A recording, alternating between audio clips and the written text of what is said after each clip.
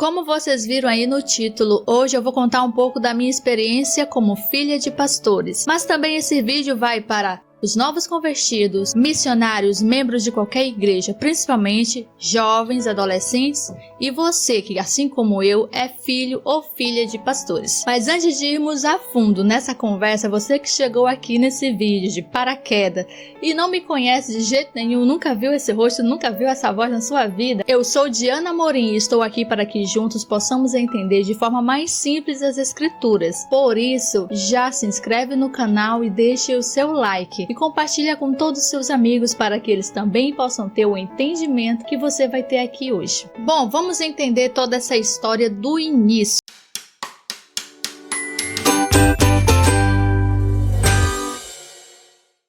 O útero da minha mãe estava seco e o médico já tinha dito para ela assim: olha mãe, você não vai poder ter filhos. Esquece esse negócio de engravidar que não é para você, não dá mais. No entanto, minha mãe, desafiando a medicina, pediu a Deus, chorou, clamou por um milagre. E então, contrariando a todos e tudo, eu nasci. Firme e forte, estou linda aqui para falar esse testemunho para você que eu tenho certeza que vai impactar a sua vida. Bati no negócio aqui, né? Ô gente, fiquei quietinho. O útero da minha mãe estava seco. O médico já tinha dito para ela que ela não poderia gerar filhos e sempre quando ela engravidava, no 6º mês de gestação, ela perdia a criança. Era muita dor, muita angústia para ela. Ela não podia ter filhos e o médico falou: olha, mãe, não tem mais como gerar, então esquece esse negócio de gerar, vai viver sua vida com os filhos que você já tem e esquece isso. Mas a minha mãe casou com meu pai, lógico, e daí meu pai não tinha filhos e ele queria uma filha, era o desejo dele. Então ela quis muito dar uma filha para o meu pai. Então ela não aceitou a palavra do médico, mesmo ela não sendo evangélica, mesmo tendo muitos vícios na vida dela. Ela foi para a igreja, procurou a Deus. Depois de muita persistência, de muita oração, de muito clamor, as irmãs da igreja ajudaram ela em oração. Deus fez um milagre e hoje nós estamos aqui, eu e mais as minhas 2 irmãs, e estamos aqui glorificando o nome do Senhor e falando desse milagre. Após esse milagre, a minha mãe se converteu, aceitou Jesus Cristo, perdeu os vícios que ela tinha, que o cigarro era o café da manhã da minha mãe. E hoje ela é uma serva de Deus. Então ela começou agora a enfrentar muitas dificuldades, muitas lutas com o meu pai, que ainda não era convertido, ainda não havia aceitado a Jesus. Mas então, depois de 8 anos de muito clamor, de muito choro, de muita busca a Deus, meu pai finalmente se entregou a Jesus Cristo. Hoje enxergo meu pai como um homem de muita fé. Ele realmente é um homem admirável. Depois de alguns anos de convertido, ele se tornou pastor e não muito tempo depois, quando eu já tinha por volta dos meus 12 anos, em plena adolescência, ele se tornou presidente de uma denominação evangélica. E é a partir daí que começa toda a nossa responsabilidade como filha de pastores. Vamos lá? Manter sempre o bom comportamento, servir de exemplo para os membros da igreja, sempre estar preparada com o seu hino para louvar, para dar uma saudação e até mesmo pregar a palavra de Deus. Deveria sempre estar preparada para louvar, pregar e nunca poderia me negar isso. Aliás, eu era filha de pastor e tinha que dar o bom exemplo. Mesmo estando quebrada, triste, angustiada, seja lá por qualquer motivo, eu não poderia me negar aí. Imagina essa situação de você louvar para animar a igreja, para incentivar as pessoas a louvarem a Deus, mas eu estava quebrada por dentro e às vezes, como eu sou uma pessoa muito transparente, eu não conseguia fazer com que as pessoas vissem que eu estava feliz, porque a gente acaba cantando desanimado quando o coração não está feliz. Se eu me negasse dissesse não a uma oportunidade, seja lá para cantar ou pregar, logo via aquelas frases, sabe? Aquelas frases emocionais. Tipo, olha, se você diz não, você está dizendo não para Jesus. É isso mesmo que você quer? Olha, você foi um milagre de Deus, você foi promessa. Você tinha que se manter na presença de Deus. Se você não servir a Deus, você morre. Esse tipo de chantagem emocional é o que eu ouvia. Logo, meus amados, eu tinha aquela sensação de que tudo que eu fizesse era errado, de tudo que eu fizesse, Deus me castigaria. Eu não podia sequer ficar triste, aborrecida, chateada, ou não podia sentir nada. apenas alegria por estar na presença do Senhor Jesus. Eu não digo que isso não é bom, claro que é bom, a gente tem que se alegrar na presença do Senhor. Mas você já teve aquele momento de que você não tá bem, de você ir para a igreja e você só quer ouvir a palavra, você só quer ouvir o louvor, você só quer se acalmar, você só quer ouvir palavras de fé, de esperança para se fortalecer. Nem sempre você tá bem.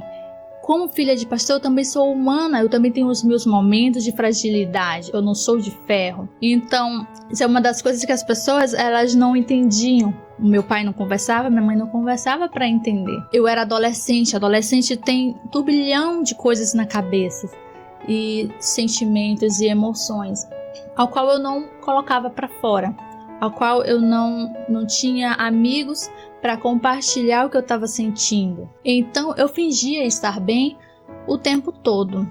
Aliás, eu acho que eu até fiquei muito boa nisso, em fingir estar bem. Mesmo estando quebrada por dentro, não havia espaço para diálogos na igreja e não havia espaço para diálogos com meus pais. Eu lembro que teve uma época que eu estava tão frustrada, um turbilhão de pensamentos que estava na minha mente, e eu precisava desesperadamente conversar com alguém, pedir oração e receber aconselhamento de uma pessoa mais experiente e adulta. Mas o meu orgulho pela ideia que plantaram na minha mente, filhos de pastores são exemplo e, portanto, tem que dar exemplo de tudo e ponto final. Eu tinha medo da repreensão dos meus pais, do julgamento, e não só deles, mas da igreja, de tudo que eu fizesse, eu tenho que fazer certinho pra ninguém tá falando mal de mim, pra ninguém tá falando que eu tô assim ou que eu tô aquilo outro. Olha lá a filha do pastor, usando isso, fazendo aquilo. Então eu comecei a desejar que eu não fosse filha de pastores, ou que os meus pais não fossem pastores. Eu queria ser uma pessoa normal dentro da igreja, um membro qualquer, sem ter cargo. Eu nunca me importei com isso, com o cargo, com ser filha de pastor, não. Eu queria ser uma pessoa simples, que fosse para a igreja, ouvir a palavra. Quando eu estou bem, eu vou lá na frente, eu canto, eu prego. E quando eu não estou, eu quero ficar no meu cantinho ouvindo a palavra de Deus. Então eu comecei a desejar isso. Seria tão bom se eu não tivesse tantas responsabilidades e pudesse abrir o meu coração sem medo, sem receio, para o meu pai, para minha mãe, ou para um amigo, uma amiga que eu estivesse na igreja. Mas eu não tinha isso, porque os membros da igreja, eu não podia mostrar as minhas fragilidades para quem era da igreja, porque eu, como filha de pastor, eu era vista como um exemplar também para os jovens, para os adolescentes. Eu não podia me dar ao luxo de sentar e desabafar com alguém, membro da igreja. E falando francamente, o diálogo nunca foi o forte dos meus pais. Então eu tive que me manter nessa linha de família perfeita, até porque eu não queria prejudicar a imagem que eles tinham, a congregação, os membros que nós já tínhamos. Mas eu me sentia muito triste, muito angustiada, porque eu queria conversar com alguém, eu queria conversar principalmente com os meus pais, mas eu tinha vergonha, eu tinha medo, eu tinha receio, e isso me deixava realmente muito triste. E continuei assim, me retraindo, me contendo, me guardando tudo que eu sentia só para mim mesma. Coloquei na minha mente que os meus problemas e ansiedades eu deveria contar somente para Deus, porque é isso que a gente ouve sempre. Teus problemas, tuas angústias, conta só pra Deus, porque só Ele pode resolver. Sim, verdade, só Deus pode resolver os nossos problemas, né? Mas vamos já chegar nesse ponto aí. E assim eu fiz por muito tempo. Aliás, eu era só uma adolescente imatura, sem experiência na vida, não sabia conversar, não sabia dialogar com as pessoas, não sabia expor meus sentimentos, não sabia falar das minhas dores. Eu mal me entendia, tanta coisa acumulada dentro da minha mente, dentro do meu coração, dentro de mim, que eu não sabia nem o que eu sentia mais. Eu estava perdida dentro de mim mesma. Você consegue entender a imensidão do problema interno que já tinha aqui dentro de mim? Mas um dia, orando e meditando, Deus me fez lembrar de personagens bíblicos que tiveram ajuda nos momentos de dificuldades na vida deles. Em Êxodo, capítulo 17, versículo 12, diz assim: Porém, as mãos de Moisés eram pesadas, e por isso tomaram uma pedra e a puseram debaixo dele, para sentar-se sobre ela. E Arão e Hur sustentaram as suas mãos, um de um lado e o outro do outro. Assim ficaram as suas mãos firmes até que o sol se pôs. Então aqui nós vemos o Moisés com as mãos erguidas para que o povo de Israel vencesse a guerra. Quando ele baixava as mãos, logo Israel começava a perder a guerra. Então Arão e Hur seguraram os braços de Moisés e aí Israel vencia. Então ele teve a ajuda de 2 amigos, de 2 pessoas ali com ele.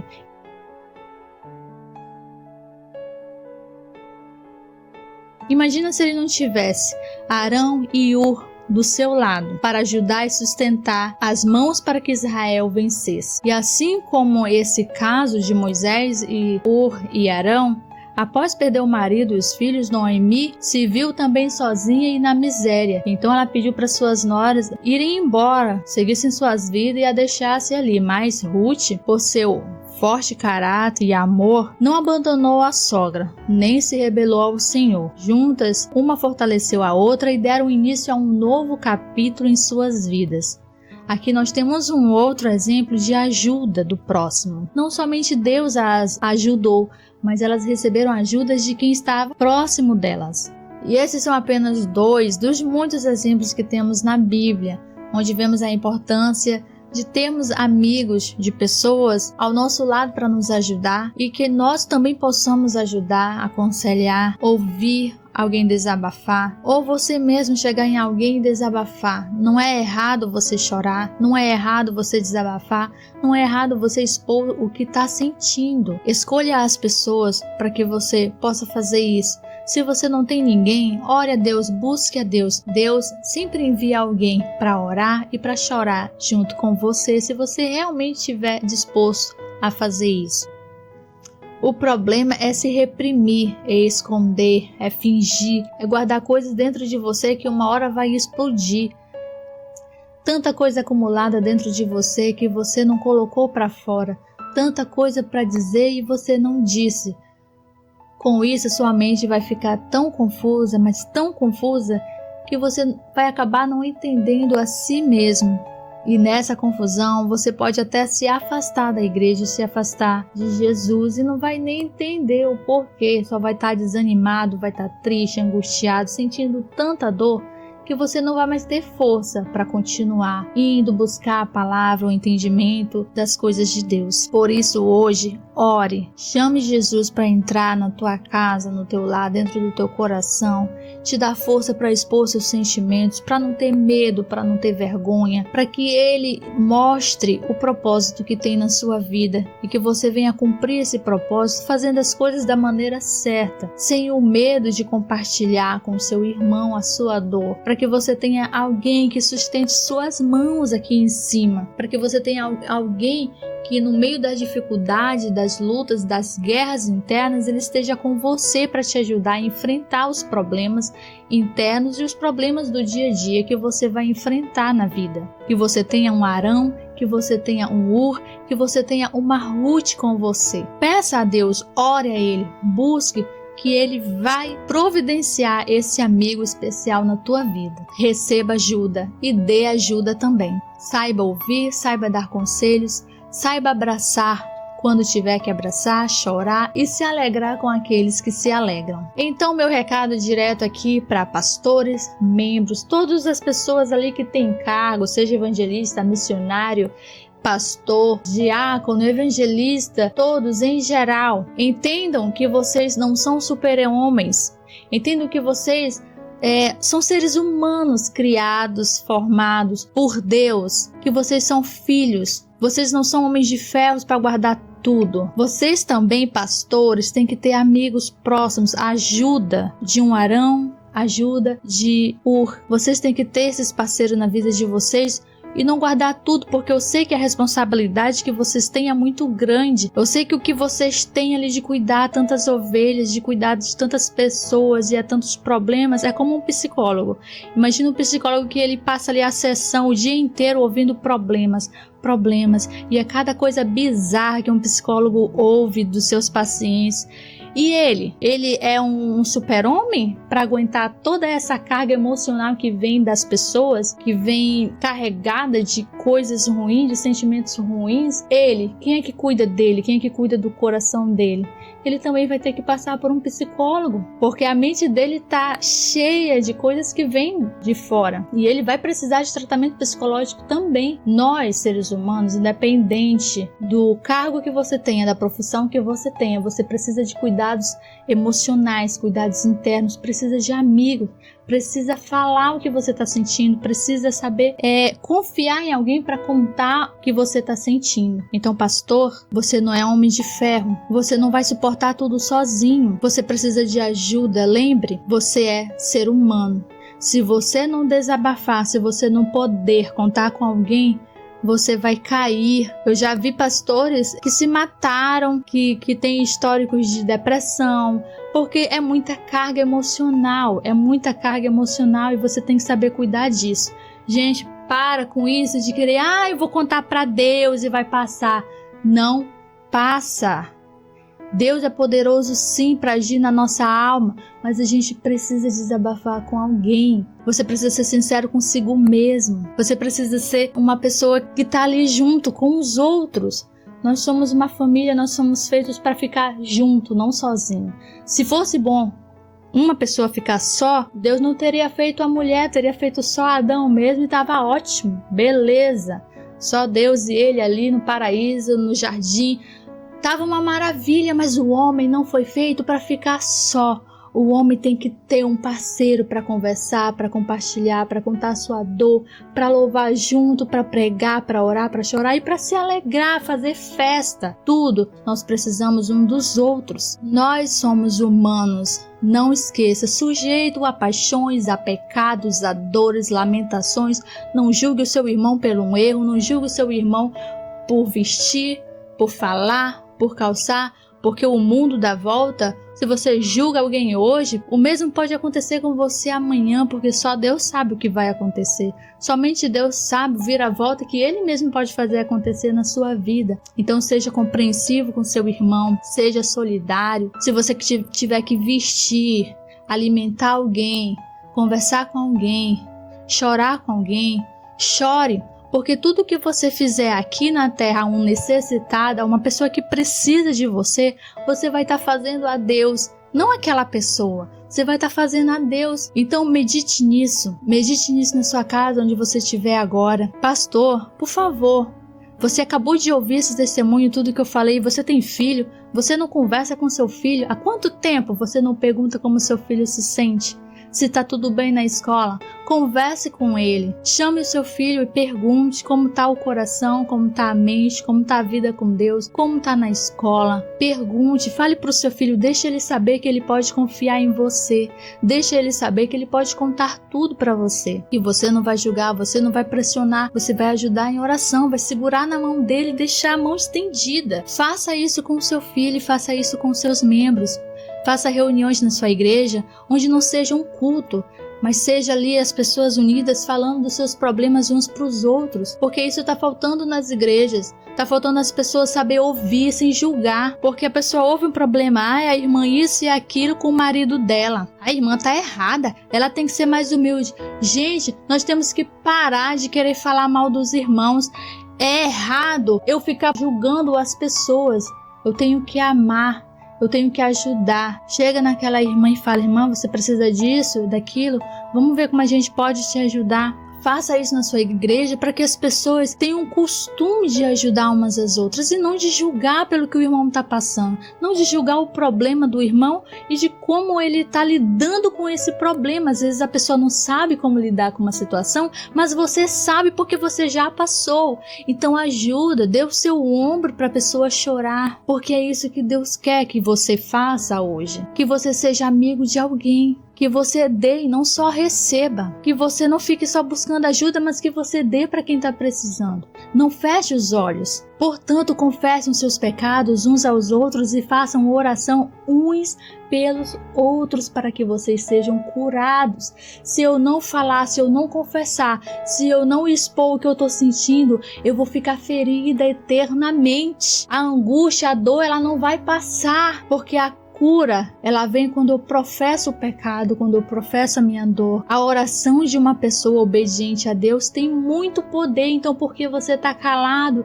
Então por que você não está orando? Então por que você não está confessando? Por que você não está junto ali com as pessoas em comunhão de verdade? Porque as pessoas falam, eu tenho que ir para a igreja, tenho que congregar para ter comunhão. Mas cadê a comunhão? Eu vou para a igreja, me sento lá e vou louvar e vou cantar, vou pregar e depois eu volto para casa e às vezes não para nem um minuto para conversar com alguém. Não conheço nem quem está do meu lado porque eu não converso, porque eu não compartilho. Que comunhão é essa? É só para ir? Cadê a comunhão? Você conhece quem está sentado do seu lado? Sabe a dor dela? Sabe o que ela passa em casa? Se ela tem emprego, se ela não tem? Como que tá as dívidas? Como que tá o coração?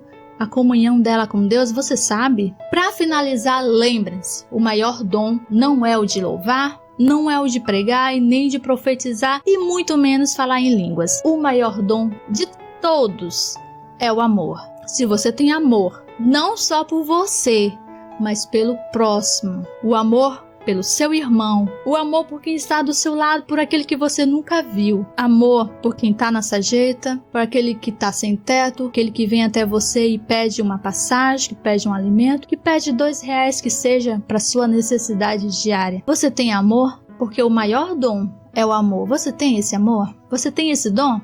Me fala aí nos comentários o que você achou de tudo isso. Se você já passou por alguma experiência como essa, conta a sua história aqui pra gente.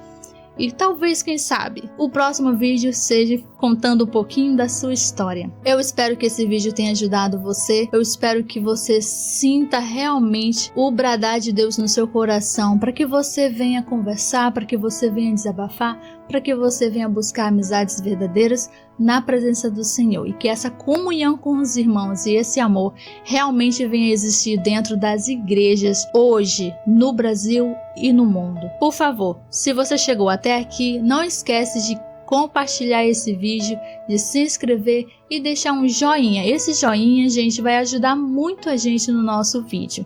Que Deus abençoe todos vocês e até o próximo vídeo.